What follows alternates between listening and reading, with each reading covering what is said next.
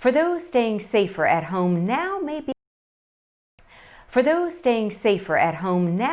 a good time to tackle those long overdue domestic projects. But for many, the thought of spring cleaning can be kind of overwhelming. Don't worry, we are here to help. Our Ariel Wessler spoke with a professional organizer for tonight's edition of Ask Ariel. If your home has become a bit of a pig pen over the last couple of months, you're certainly not alone, but there are people who live for clearing the clutter.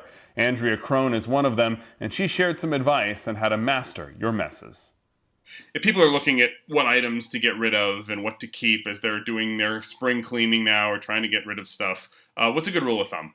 Start small. Imagine you don't want to pull out everything in your garage and then be like, oh, I'm bored. I don't want to do this anymore. If you can get it within 20 miles, 20 minutes, or $20, you can probably let it go. If you're questioning it, I like to also have a 1-year rule. If I haven't touched something in a year, I'm probably not going to. A lot of people find that in the kitchen, that happens a lot, where they'll buy a baking pan for one cake that they needed to make, and then they're never going to make the cake. They didn't even like that cake, so they're never going to make it again. You probably don't need to keep that cake pan. Choose an area that won't have too much emotional attachment to the stuff in that area. So if you're doing your, maybe your desk drawer or a utility closet, a pantry, you also want to make sure that you have supplies at the ready.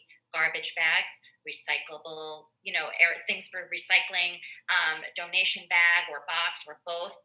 You really just want to make sure that when you start, you're able to complete what you're doing and not have to break off and possibly get, distracted and move on to something else. Like for people that have young kids and the kids are, doing their schooling during the day, and the last thing they want to do is pick up, their toys that they've left all over the place. But if you can make it fun for them and you can say, okay, whoever puts their stuff away the quickest but puts it in the right place, so you can't just throw it on your bed or in your room, whoever puts it in the right place, gets to pick dessert the next night or gets to pick what's for dinner. Set a time, say, I'm going to do this for 20 minutes. And see how that feels. If you want to do it for longer, you're getting in such a groove, that's awesome, then go for another 20 minutes. But you don't want to overwhelm yourself, because then you're just going to be like, oh, this is exhausting, I can't do this. But you can, everybody has it in themselves somewhere. And if they don't, then look on napola.org and hire somebody. It's okay to ask for help.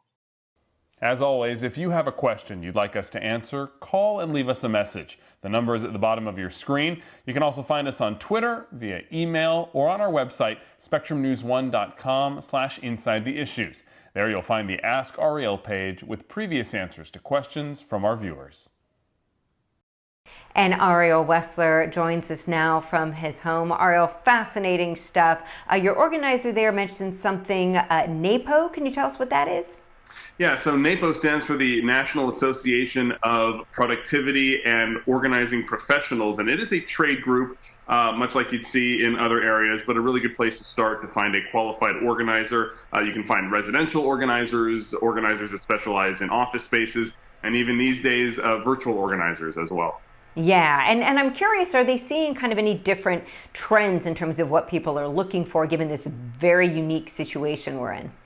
Yeah, so on that note, a huge boom in virtual organizing, as you might imagine. In fact, Andrea, who we heard from in the piece, is actually a certified virtual organizer. She got this just a little while ago. And you might think, well, why do you need to be certified? You're just doing this online. But it's a special training for how they talk to people and kind of get them to organize things in their home while doing this, via webcam like we are. So they're also seeing an interest in more people who want a more permanent work from home situation. They actually maybe have liked what they've been seeing, they've tested it out, and now they want to know how they can set up a home workspace, as well as a workspace for the kids, since we know in many cases children will still not be going back to school in the fall or perhaps college, so they'll be working from home. So people are trying to get a more permanent way of working from home comfortably.